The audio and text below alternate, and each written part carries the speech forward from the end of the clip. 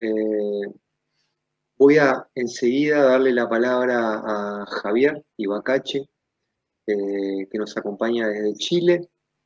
Es el jefe de unidad de programación y públicos en el Ministerio de las Culturas, las Artes y el Patrimonio. Alguien que trabaja permanentemente en torno a la cuestión del público en Chile, que no descansa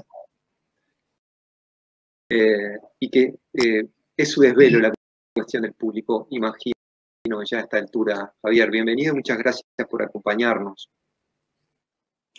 Muchas gracias a ustedes por la invitación a participar en esta presentación. Quiero primero que todo felicitarlos por la investigación y por la publicación, a Germán, Danilo, Diego, porque la investigación en torno a los públicos es tremendamente relevante, es tremendamente necesaria.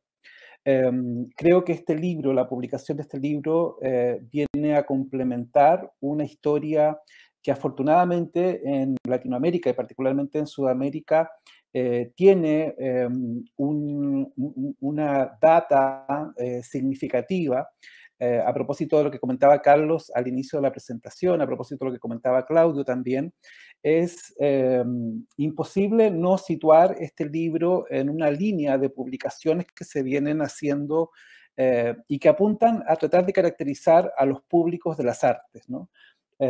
Si bien esta vez nos centramos en los públicos del ballet y en los públicos del ballet de un caso en específico, el libro dialoga indudablemente con lo que Lucina Jiménez el año 2000 escribió sobre los públicos de teatro de Ciudad de México en su libro Teatro y Públicos, o con lo que el propio Claudio escribió sobre el fanático de la ópera, sobre los públicos de la ópera en Buenos Aires, o lo que hace un par de años escribió Ana Rosas Mantecón en México sobre los públicos del audiovisual. Es decir, es un libro que yo creo que forma parte de una tradición que busca indagar, preguntarse por las características de quienes participan, de quienes se involucran en lo que diríamos es la experiencia artística.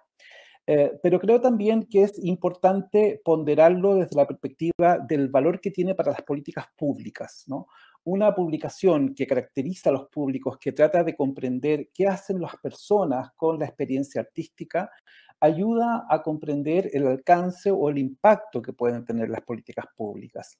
Podríamos, de manera tentadora, pensar que los públicos o el desarrollo de públicos se insertan en políticas, sobre todo, de facilitación de acceso, impulso a la participación, ¿verdad?, de las personas.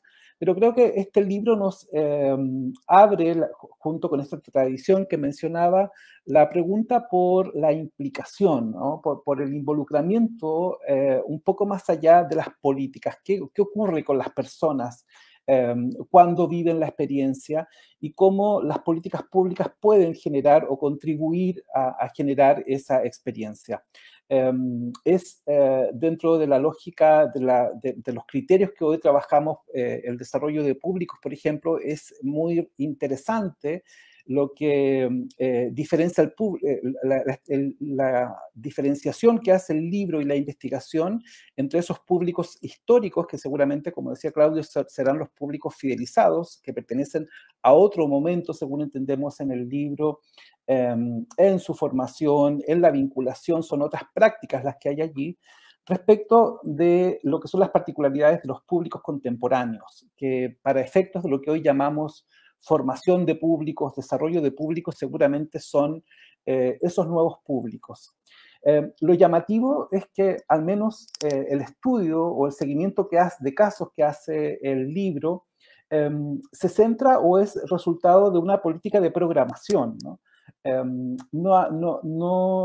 Diríamos que lo que pesa, lo que prima acá es la gestión encabezada por Julio Boca, es la idea que hay de un cuerpo artístico, es la idea que hay de un contenido, de una programación, y desde allí entendemos entonces que el rol que cumplen las políticas curatoriales, las estrategias de programación es tremendamente significativo y tan protagónico como todas las iniciativas de desarrollo y formación de públicos.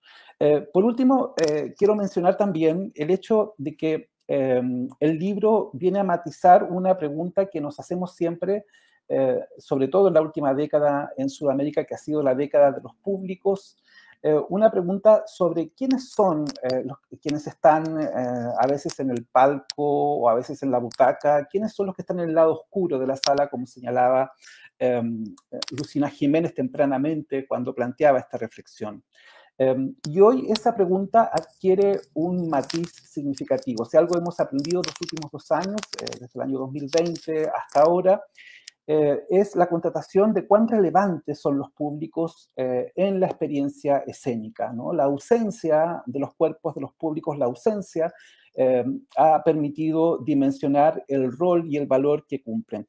Y desde esa perspectiva, el libro viene a reafirmar ese espacio de trabajo, viene a reafirmar ese espacio de preguntas. Seguramente el futuro que tendrá el ballet en general en el mundo, pese al optimismo que tengamos sobre la posibilidad de salir de la pandemia, no va a ser el mismo que lo que vivimos hasta el año 2019. Seguramente hay otras lógicas que comenzarán a permear la experiencia de lo escénico, pero también habrá nuevas prácticas que surgirán a partir del confinamiento. Y esas prácticas, nuevas prácticas, seguramente van a incidir en cómo será la relación con artes como el ballet.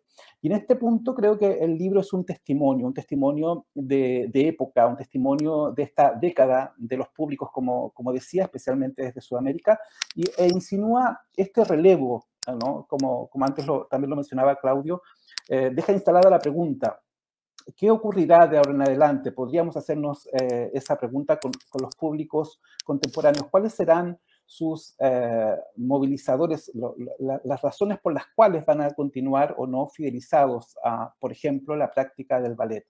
Para mí es tentador reafirmar algo que, por cierto, se cita en el libro, la idea de que los públicos de hoy más que nunca son infieles, críticos, participativos. Creo que es la cualidad de lo omnívoro, es lo que nos permite diferenciarnos probablemente de esas categorías más de la escuela francesa, de sociología de los públicos, y en ese sentido el libro, si bien se acota a un caso, se acota a una ciudad y se acota a un ecosistema, ilustra muy bien estos dos paradigmas. Por eso vuelvo a felicitarles y creo que es muy relevante para quienes estudiamos los públicos esta publicación, dado que viene a completar una reflexión que se viene haciendo especialmente durante la última década.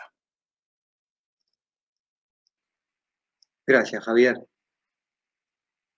Muchas gracias por tus palabras. Gracias a todos por haber compartido sus reflexiones.